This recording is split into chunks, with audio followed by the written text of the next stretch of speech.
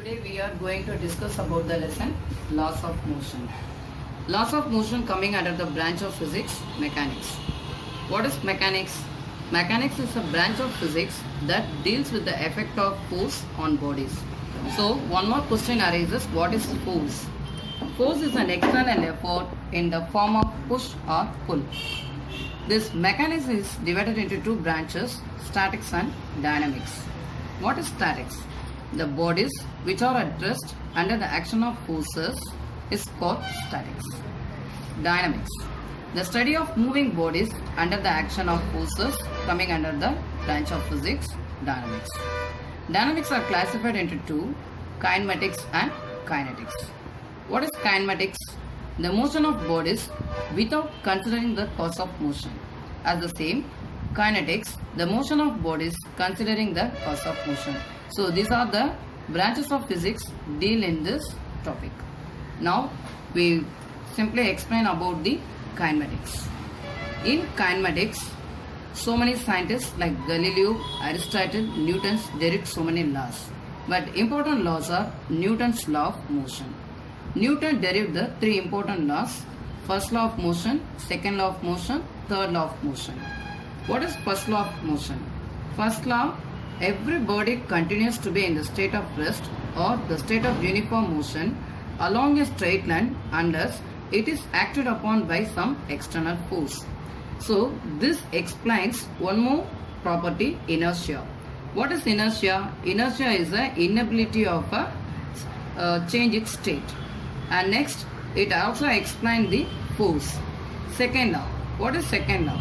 The force acting on a body is directly proportional to the rate of change of linear momentum of the body, and the change in momentum takes place in the direction of the force. So in the second law, we get the definition of momentum, formula for force and impulse. Third law of motion. Third law, for every action, there is an equal and opposite reaction. Third law explains weightlessness of the body. Okay, now we'll detailedly learn about the inertia. Already I said inertia is inability of a body to change its state. So the inherent property of a body to resist any change in its rest or the state of uniform motion is called inertia. The type of inertia is divided into three: inertia of rest, inertia of motion and inertia of direction. What is inertia of rest?